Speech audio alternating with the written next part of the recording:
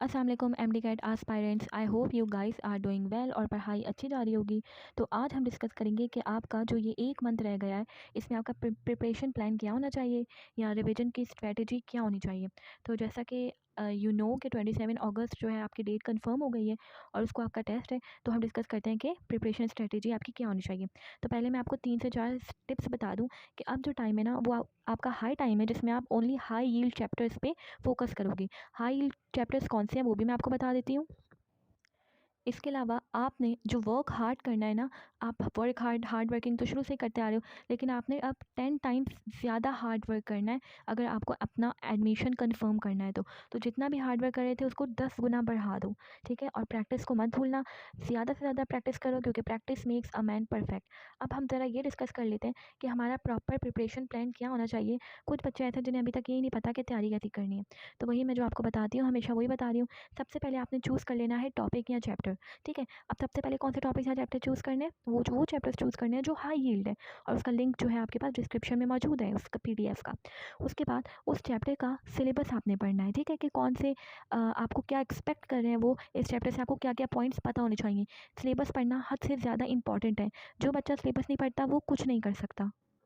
उसके बाद आपने उस चैप्टर का एक बहुत इंपॉर्टेंट, बहुत अच्छा सा बना हुआ लेक्चर देखना है। अब किसके लेक्चर होते हैं जो एमडी कैट के लिहाज से बहुत अच्छे बने हुए होते हैं, वो भी मैं आपको अभी बता देती हूँ। तो घबराने की तो बात ही नहीं है ना। यहाँ पे आप एक बात ऐड कर लें, एक टिप, कि स्ट्रेस नहीं लेना।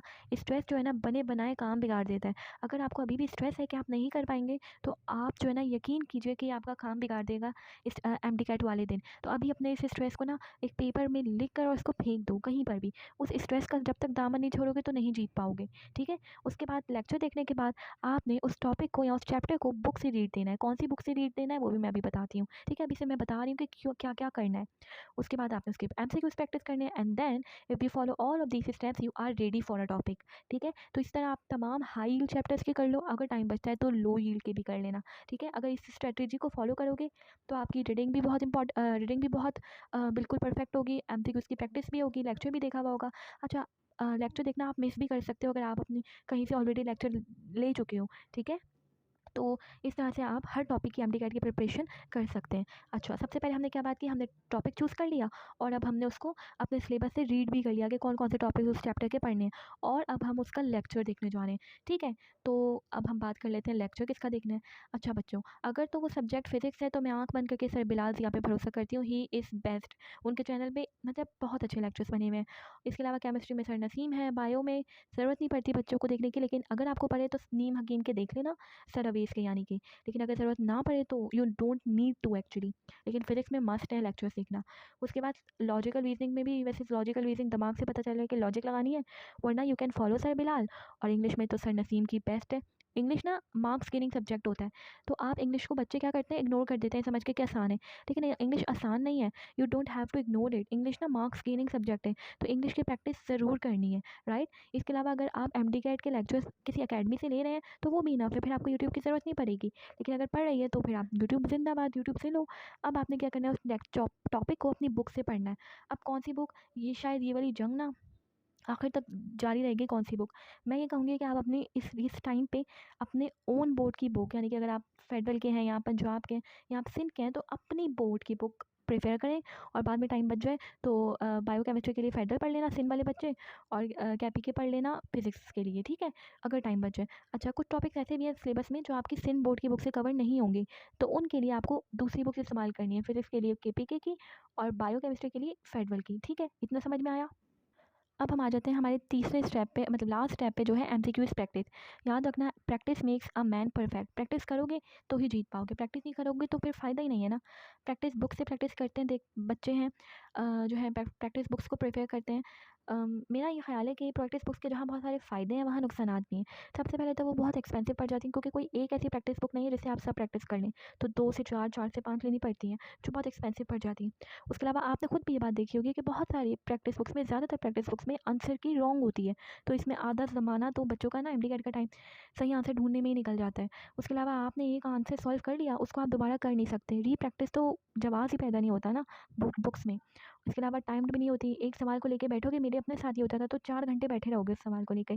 तो ये कुछ बुक्स के नुकसानात हैं, तो इसलिए मैं प्रेफ़र करती हूँ ऑनलाइन वेबसाइट प्रीमेट.पीके, ठीक है? अब प्रीमेट.पीके उन बच्चों को बता रही हूँ जिनको नहीं पता क्या है। एक ऐसी वेबसाइट है where online website where you can solve MCQs. बहुत सारे फ़ायदे हैं।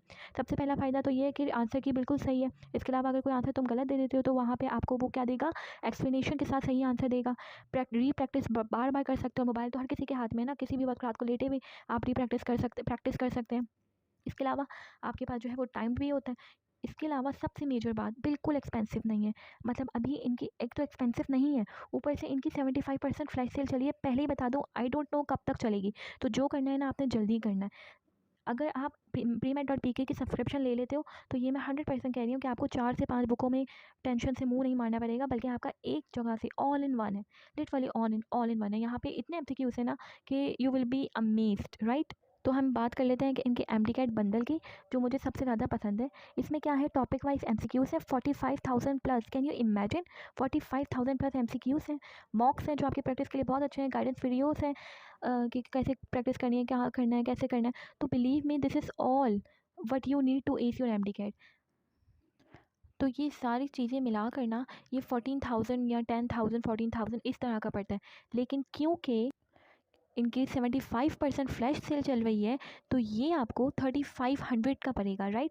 मतलब तुम इमेजिन कर सकते हो 3500 में आपको topic wise MCQs 45,000 plus MCQs, हर सब्जेक्ट के एमसीक्यूज़, मॉक्स इतने महंगे पड़ जाते हैं बच्चों को।